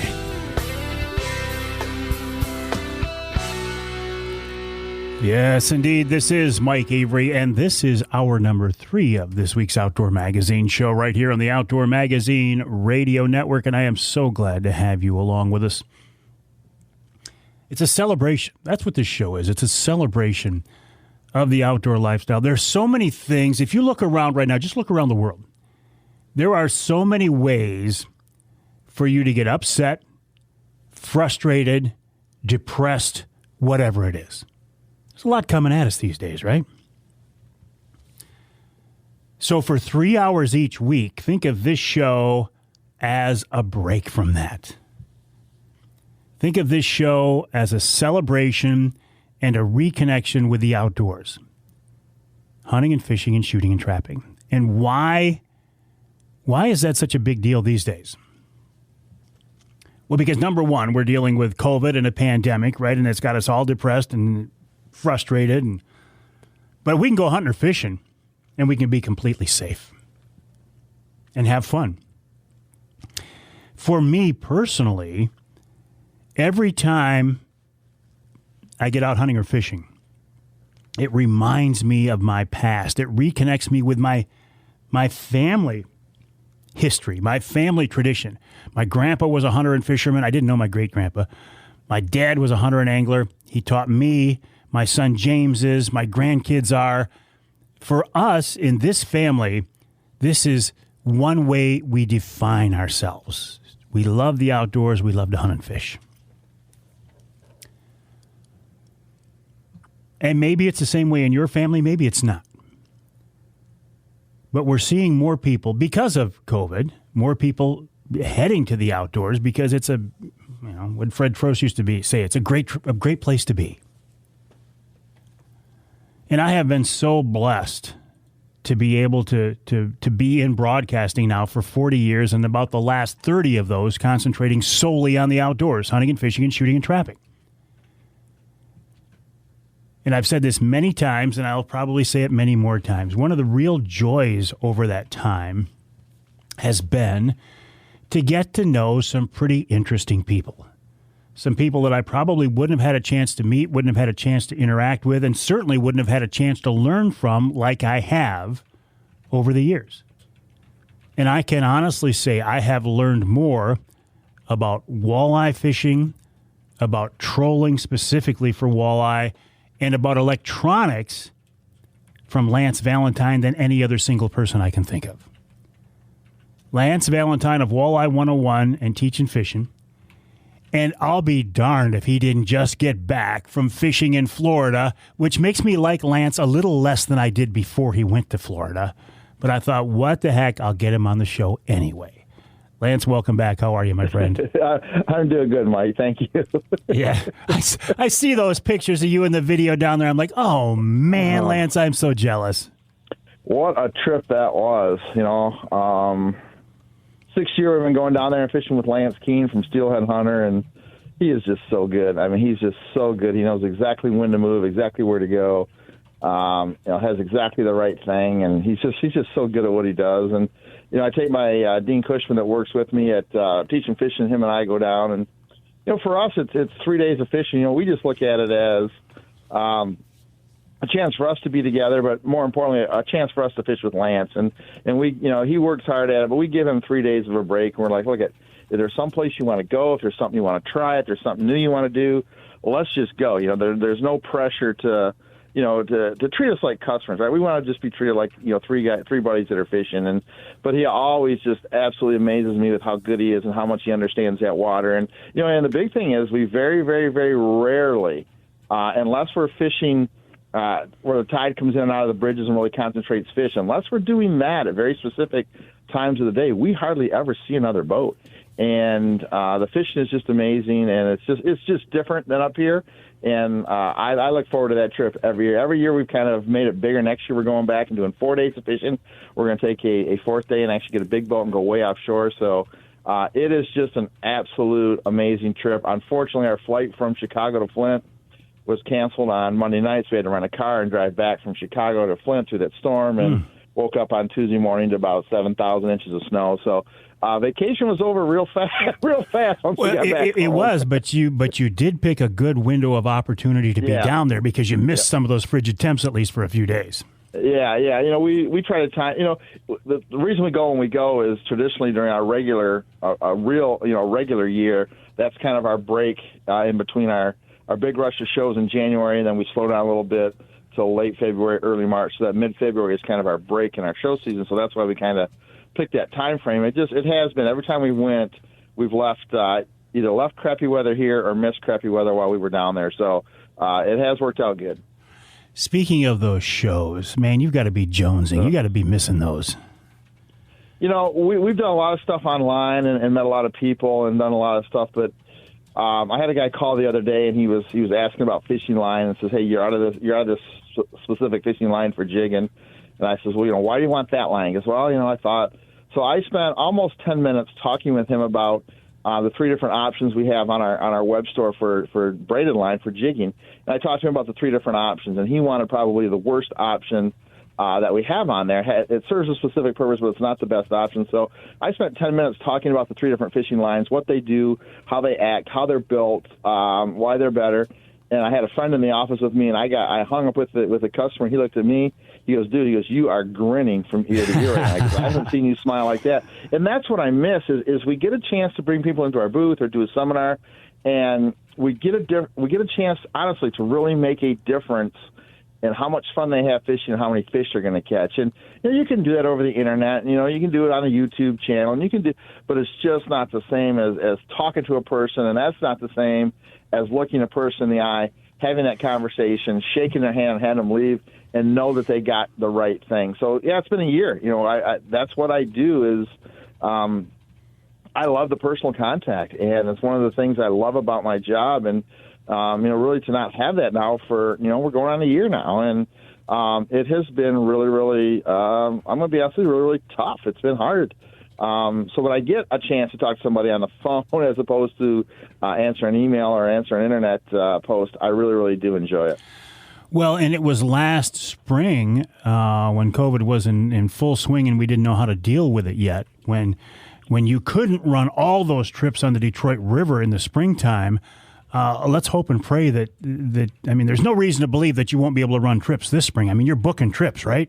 Yeah, I lost 85 trips last year. I've got 83 of my 91 in the books are booked already for this coming year. So hopefully we can get down to Detroit and get that. Now, if we can't get Detroit done, I just don't know.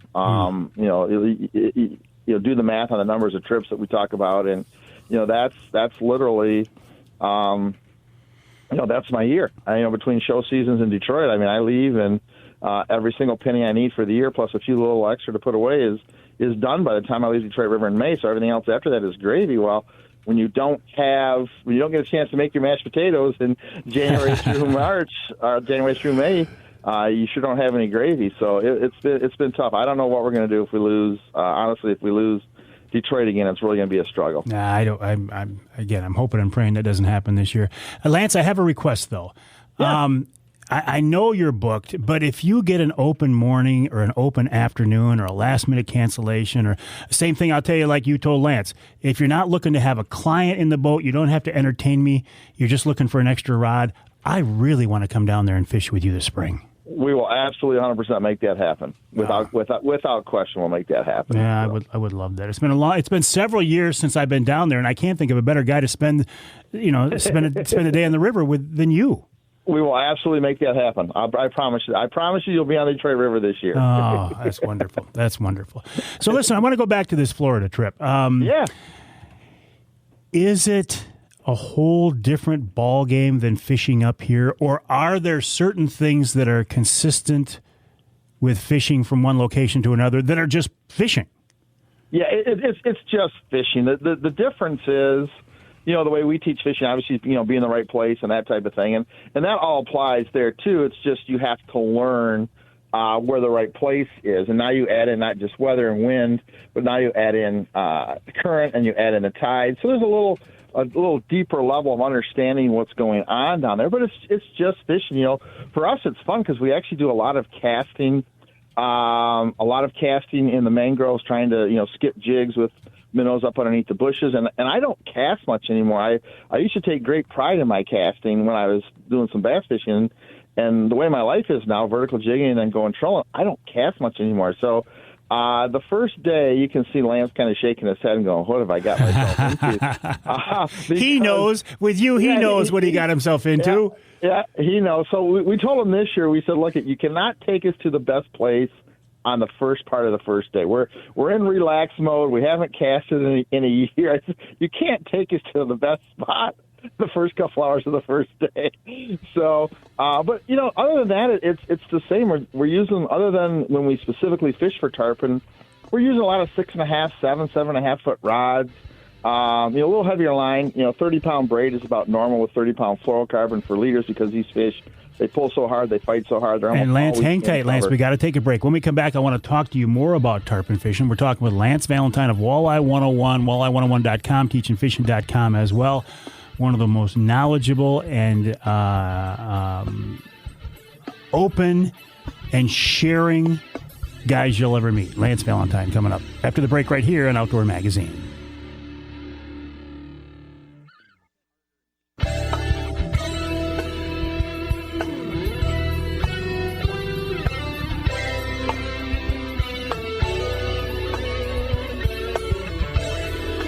You can hear the Outdoor Magazine show in Houghton Lake on two stations, two Black Diamond stations, the Twister 92.1 WTWS, and also Powerhouse Station 98.5 WUPS. And while we're at it, you can hear us in Ludington, too, on News 97, 98, 98.7 WLDN. Actually, two very good places to be fishing, right? Houghton Lake and Ludington, very good fishing destinations, depending on what time of year, of course. This segment of Outdoor Magazine brought to you by Speedy Blaze. Speedy Blaze is a safe, clean, water-resistant, insect-resistant alternative to firewood. It's safe to cook over because it's made from recycled hardwood. You can use it in your grill. You can use it in your campfire. You can use it in your fire pit. And try these Speedy Sparks. Even if you don't make a fire out of Speedy Blaze, try their Speedy Sparks as little fire-starting cubes, and anybody can start a fire with these things. Check them out online. The website is speedyblaze.com, and that's speedyblaze.com. While you are online, please check out my website, MikeAveryOutdoors.com, and then head on over to walleye101.com and teachingfishing.com, two of the websites of a friend of mine and just a really, really nice guy, a really knowledgeable guy. You know him. His name is Lance Valentine. Every time I have Lance on the show, I hear from people saying, man, I enjoy your interviews with him. Lance, how is a very open-ended question, but how in the world did you get so knowledgeable? How did you gather this stuff over the years? Because I've been on the earth longer than you, and I don't know half about fishing what you do. What makes you unique? How does your mind work that makes you just absorb this like you do? So fishing has always kind of been my passion, right? I grew up, we had a cabin on the Asaba River on the Flies Only stretch, about halfway between Grayling and the Stephans Bridge. And, my grandpa was a fisherman. My dad was a fisherman. And for some reason, I just fell in love with the process, not so much catching fish, but the process of fishing. And I've always been kind of a why guy, right? Why does this work? Why is this happening? So, I can remember at an early age, Grandpa teaching me how to keep, we had a journal up at the cabin. Every day we went fishing, we'd write down, the weather and the wind and so I remember 4, 5, 6 years old, filling in the fishing journal. And it just kind of stuck with me. And, back then. 4 or 5 years old, you had a fishing journal? Oh, gosh, yeah. Absolutely. Yeah, I learned how to fly fish. I've got a picture of me standing in the river next to my dad. I turned 4 in the middle of April, so this is the end of April. So I'm 4 years old with a fly rod in my hand, casting a fly. Now, I didn't know until years later that for those first couple of years, my fly never had a hook on it because Dad was afraid where it was going to go. But I think I still outfished him, to be honest with you. But that was it, and it just kind of became something that I did with my grandpa, and we would look at the records, and we on a rainy day or a snowy day, sometimes in April for opening, it'd be snow, and we'd go up and look through the book, and he had some books on trout fishing. I remember, I was a big reader.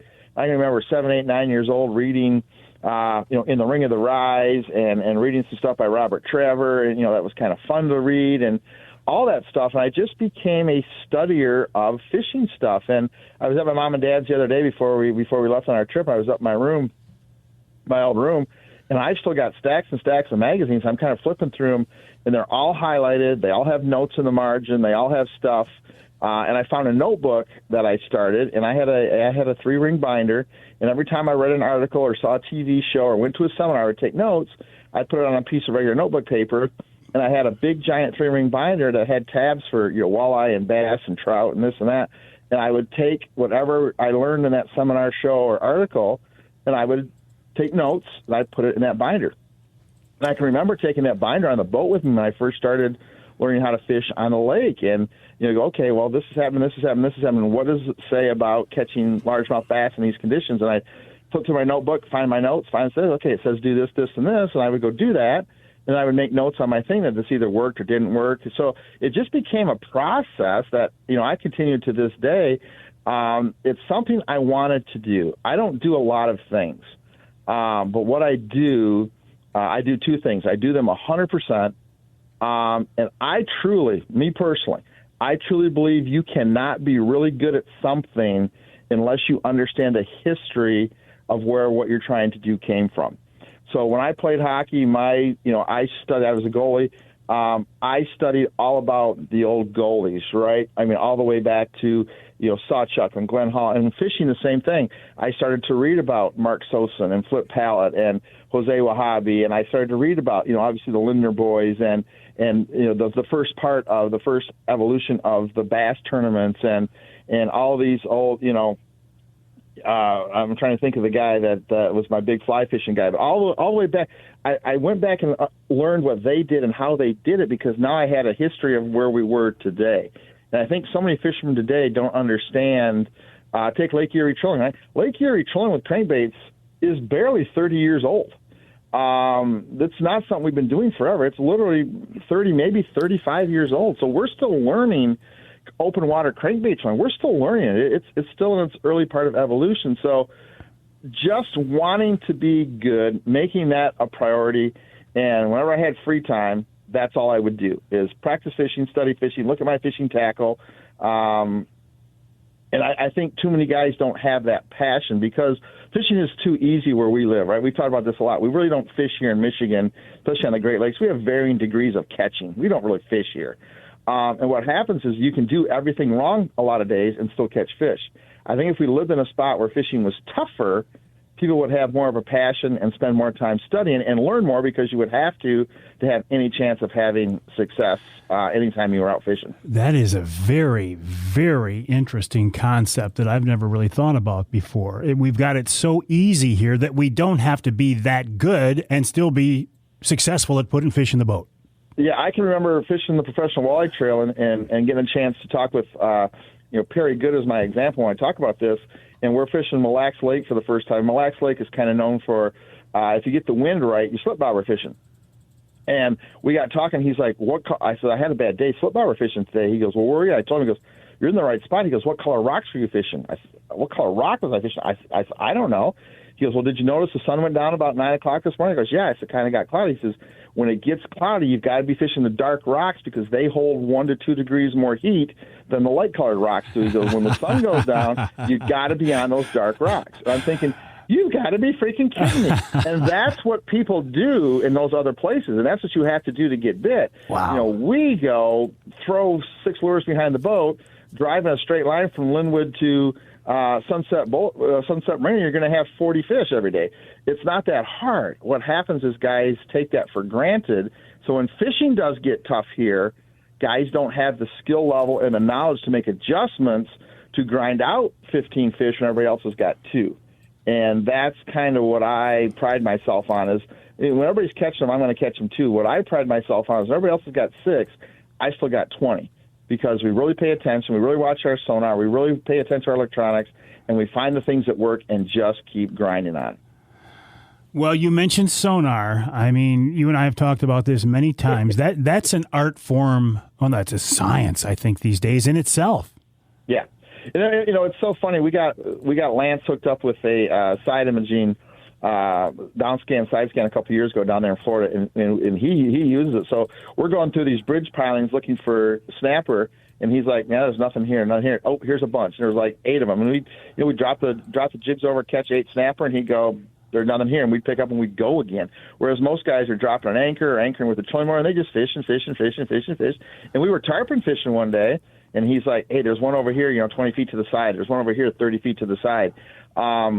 It was really, really cool to actually, and along the mangroves, he's like, oh, they're loaded in here. And he'd drop the trolling motor, anchor up, and we'd cast in there, and we'd catch 40 fish out of a bush. And he'd go, that's about it. And he'd pick them up, and we'd drive along the mangroves again and find another spot, and he'd anchor up, and we'd catch 20 more. So we're not wasting any time. So actually seeing a young kid like that actually apply that technology to saltwater fishing, where really nobody does, because you're only fishing in 5, 6, 7, 8 feet of water. Well, but when I can see 100 feet to the side underneath the mangroves, how many casts am I making if I don't do that? How many casts am I making where there's no fish, right? So just making sure that every cast has a chance of getting bit. And again, Lance is one of those guys. We talked to a guy at dinner one night. He says he went with another guy. He said, "How'd you do?" "Oh, we did good." "Well, what'd you catch?" "Well, we caught 5 snook." And I looked at Dean, and Dean looked at me, and we both looked at Lance, and he goes, "Why, did you guys go snook fishing?" "Yeah, we've snook fished for about 2 hours." He says, "How many did you guys?" I said, "I'm going to tell you as sure as I'm saying, we got 100. So those differences of paying attention to what you're doing makes a huge difference in how many fish you're going to catch, no matter where you fish. So back around to your original question 20 minutes ago, it's not any different fishing in saltwater than it is in freshwater. You have to be where the fish are to have a good day. I understand seeing 100-pound tarpon on a side scan unit, but what about a 20-inch walleye? I mean, it's very, very, very easy. We see them all the time on the bay, absolutely all the time. And now I should have, hopefully fairly quick, I've got the new live target stuff coming from Lawrence, where you actually see the fish swimming. I absolutely cannot wait to get that in the boat. That's going to be, as the word I hate, a game changer. We were hoping to have one to take down and actually be able to use with Lance, but we didn't get here in time. But that's going to change the game. So actually watching these fish actually in a side scan type environment, actually be able to watch them swim and actually see your bait go down and see them actually physically in live time react to your bait, is going to change the way we fish. So, guys sit around and they want to buy this, they want to buy that, and they want to buy this, and they want to buy that. If you don't understand your electronics, all the crap you're going to buy is useless, because all the best stuff in the world, invisible fishing line, the right custom colors, all that stuff is totally irrelevant unless a fish can see it. You have to learn how to use your electronics. This piece of technology you're talking about now, I am unfamiliar with completely. And of course, as always, your timing is perfect, because it makes me want to offer you the coveted third segment if you can stick around. Absolutely. Yeah, see, I know it. Pat, whenever we have Lance on the show, he's going to get the coveted third. We're talking with Lance Valentine of Walleye 101, walleye101.com, and teachingfishing.com. And you can tell by these conversations, this is why the guy has it so dialed in. He takes it to a level that I certainly don't. Would I be capable of it? I don't even know if I could. But it's nice to have a guy like Lance that I can ask these questions of, because he has the ability to explain things. And once he does, you go, oh, well, I get it, but I never would have thought of it on my own. And that's why Lance is so good at what he does. By the way, he's an Angler Quest guy. He's a Polar Craft guy, 2 companies I like very much as well. And we're recording an Angler Quest podcast today. Should be available by the time you hear this radio show. More with Lance coming up after the break right here on Outdoor Magazine.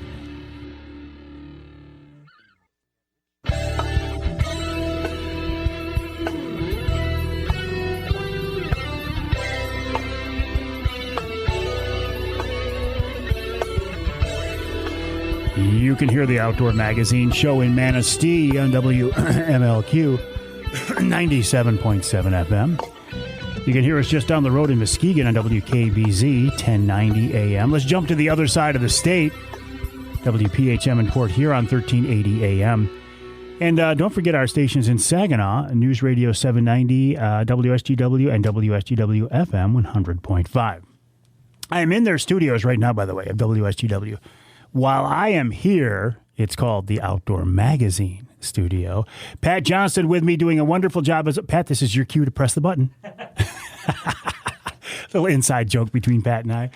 No, Pat does a great job. I appreciate it. I appreciate you listening. Thanks for joining me, and I appreciate my good friend Lance Valentine for taking time out of his busy day to talk with us once again. So, Lance, tell me more about this technology that you alluded to before the break. So it's Lowrance Live Target. It's the Lowrance answer to Garmin Panoptic. So basically what it is, it actually, instead of setting sonar down a sound signal down, actually coming back and kind of having a passive a screen that just kind of shows you, blobs and blips and arches. We've talked about that over the years. It actually sends down a frequency that allows it to actually transmit a screen in live action. So if you actually have a fish that actually swims through your cone angle, you will actually see that fish swim through the cone angle. It's just like watching a video game. And the beauty of it is, one of the things that we do as fishermen is we try to figure out if fish are reacting to our baits, right? So a lot of times we'll do things, and there's two parts of a strike, right? You've got to get the reaction of a fish, and then you have to trigger a strike. So you got to get their attention. That's the reaction part, and you have to make your bait do what the fish wanted to do to trigger a strike. Sometimes we get one right and not the other. Well, it's really hard to tell that on passive sonar. So now with this this live target, we can actually see our lure go down to the fish, and if we set it properly, we can actually look forward to the boat, or we can actually look into a trolling spread off to the side, and we can see fish come up and actually look at our lure and then disappear and not bite it. So we know that we can find out, we can do it with jigging, we can do it with casting. We can see that fish are coming to our lure, and so they're reacting to it, but they aren't triggered to strike. So we know we need a change in size or a change in speed, change in color, whatever the case may be. But we know we're really close. The fish are coming to look. They're just not being triggered to bite. So now with this live target, we'll be able to see these fish come up, look at it, know they're looking at it, and then make some small changes to our presentation. So imagine sitting in an ice fishing shanty with a camera, right? We see the fish swim in. Same thing. You're just going to see those fish do what they do on a sonar-style screen. You'll be able to see them come up and see your bait. You'll be able to see all that actually on a sonar screen that covers a pretty wide swath of the water. So we're pretty excited about Lowrance's product they have, again, called Live Target, and we're really looking forward to getting those here and being able to use them this year. Is that an add-on, or is it a separate unit? It is. It's an add-on. So right now it's a module and a transducer. It works on the HDS Live, the new Elite FS series, and it goes back to the Carbon. So just, the newer stuff has enough processor power to actually run it. But it's a module that does the processing and a transducer that brings the picture in. So it's going to be really cool. I'm looking forward to having one. I'm still trying to figure out side scan and down scan. Now you throw something else at me. Well, you got to get your butt on the water. There is no, Babe Winkleman used to call it BIB time, butt in the boat time. There really is no substitute for getting in your boat and watching your sonar. We tell guys all the time, if you really want to be good, no, it's hard to do, but leave your fishing gear at home. Go to a place where you know there's fish. Go to a place where you know there's cover. Go to the place where you know there's weeds. Go to the place where you know that there's it doesn't matter what fish they are. Saginaw River is a great place because there's always fish in there. They may be carp, they may be smallmouth bass, they may be, it doesn't matter. You drive up and down that Saginaw River and really start paying attention to your side imaging, your side scan, you're going to see fish and understand what they look like. Too many guys try to use new gear, learn how to use their sonar, how to hook up their offshore planer boards, and what crankbait to use all on the same day. You can't do that. If you're going to try to learn a new technique when you're fishing, take a day and take somebody with you who can go through the patience of learning. What you don't want to do is take three friends, hey, we're going to have a fish fry, and at the same day you're taking those three friends out, you're trying to learn how to use your side scan, because you can't do it. So a lot of that really needs to be done by yourself or with another hardcore angler that that's going to be able to take 3, 4, 5 hours and just concentrate on learning whatever it is, learning your sonar, learning how to hook up your offshore boards and send them out and send them in, learning how to run lead core, whatever the case may be. To learn it, you really can't do it during a day of fishing. Lance, did you have the guys at Angler Quest install a spy cam on my boat? Because I feel like you've been watching me.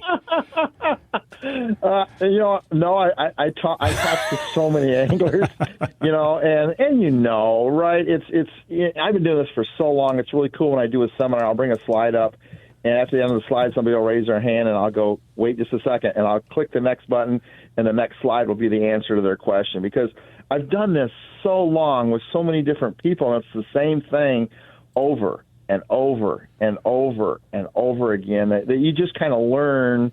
You kind of learn what your customers need because you've heard the same problems over and over again. And most people don't have enough time to go fishing. We none of us have. Lance, and speaking of time, I'm out of time, even after doing the coveted third. But listen, you made a promise to me on the air that we were going to go jig the Detroit River this spring. Absolutely. So it's cast in stone now. It's got to happen, and I'll look forward to it. You got it, buddy. Thanks for having me on. I appreciate it. Lance Valentine of Walleye 101 and Teaching Fishing, just an amazingly knowledgeable guy and an all-around good guy. We'll take a break. Another good guy coming up, Wild Game Chef Dave Miner right here on Outdoor Magazine.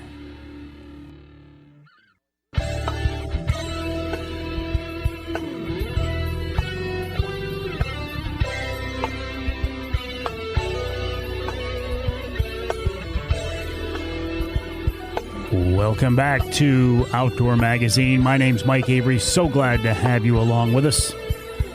From one really good guy in Lance Valentine to another really good guy, Wild Game Chef Extraordinaire Dave Miner here on the Outdoor Magazine show. David, welcome back. How are you? Wonderful. Just out pushing a little snow around. It's probably a little chilly too, isn't it? Yeah, but not bad, Kind of enclosed cab on the four-wheeler there, so it ain't too bad. Oh, nice. And Dave, I got to tell you, it's gorgeous. Before we get into your recipe, ticket sales for our Trinity Monitor drive-through wild game dinner on Saturday, February 13th are going very strong. I would encourage people, if they want to get involved in this, call now or call Monday, 989-662-4891 in the mornings, and get your tickets ahead of time, because I think we're going to sell this one out, Dave. I hope so. I think I am looking so forward to this. I'm happy for you guys to do something. Gets me off the couch, out of the snowplow. It's either that or the plow. Right. What do you got for us for a recipe this week, Dave? Well, one of the dishes that we're going to be doing for your dinner is the walleye New Orleans. So I was going to kind of pique a little interest in this one dish. And that's a classic, Dave. You are that's. I mean, if there is a walleye staple, I think that Chef Dave Miner is known for, it's walleye New Orleans. Yeah, and Mrs. Avery loves it too. Loves it. Anyway, so this is one of the dishes we'll be doing, and this is for 4 portions. Hopefully, we'll have to do it for about 150 portions here in a few weeks.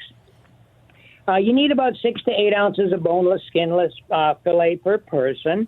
The big fish, the big ones you get sometimes through the ice, you want to skin them real deep and get rid of any of the lateral line. And don't use any of the belly portion, because it could be a little stronger. You need 1 can of artichoke hearts, drained and quartered. 12-ounce package of fresh mushrooms, sliced nice and thin. But I used, for 4 portions, I would say, about 1/4 to 1/3 of a cup of diced, real small onions. 2 beaten up eggs, about 1 cup or so of flour, maybe a little more, just so that you're not going to struggle too much to get the fish fillets in the flour first. You need it between 1/2 and 3/4 stick of butter. For 4 people, I would have to say between 5 and 6 ounces of a nice dry white wine. If you're going to enjoy a Chardonnay with this meal, I would say use the Chardonnay. If not, you could use a Chablis or any of the drier white wines. A little bit of chopped parsley, and the juice of 1 lemon, more or less to taste. And if you like it spicy, you could add a little bit of Cajun spice to this, or just leave it out altogether. I'd like to dredge the pieces of fish in the flour, dip it in the beaten up eggs, no water, no milk, just straight eggs, because you want that nice thin coating. Add some olive oil to the bottom of a pan, just enough to coat it. You don't want it swimming in oil. Then you want to put the fish in, skin side up, and when you turn it over, the rib side will be facing the diner. So you want to brown it on both sides. If you're going to have a pan big enough to do the portions, you can leave it right in the same pan. If not, put it in a oven-proof casserole. Then you want to add the wine, the mushrooms, the onions, butter, artichoke hearts, lemon juice, basically at the same time. Uncovered, you want to reduce it down over high heat until it's kind of thick and creamy. Now, because the fish is already browned on both sides and it's partially cooked through, you're going to put the sauce over the top of it, bake at 350-degree oven, or put the pan on low, if you have enough room in your pan to do this whole dish with. Just reduce it down so it's nice, thick, and creamy. It only takes about, say, 8-10 minutes tops from beginning to the diners enjoying this dish. It's just a simple, very few ingredients, but, man, the flavor is just killer. It absolutely is. I mean, and even if you're not a fan of artichokes, I mean, there's something about this. Everything just blends together just so perfectly well.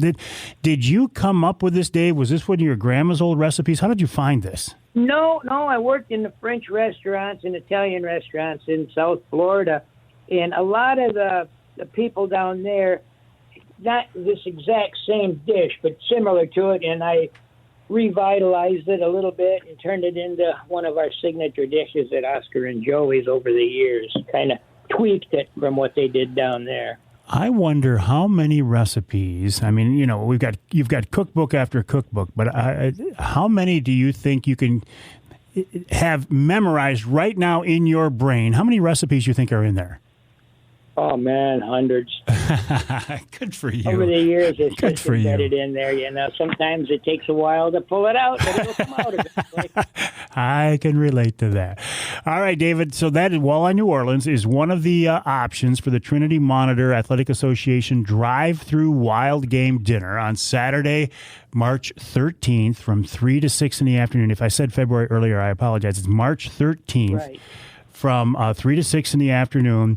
Call for tickets ahead of time, 989-662-4891. If you can, call during the week in the mornings because you're actually calling our school. They're answering. All right, David, we'll look forward to that, and I'll look forward to talking with you next week. Okay, Mike, you want to do the elk tip recipe next week? Let's do that. It's going to be Perfect. Sounds good. Wild game chef extraordinaire Dave Miner. He's got so many recipes in his brain. Lance Valentine has so much information in his brain. And here I am just trying to get through a radio show. You can always get in touch with me. My email address is mike@mikeaveryoutdoors.com. And the website is mikeaveryoutdoors.com. And I will talk with you next time right here on Outdoor Magazine.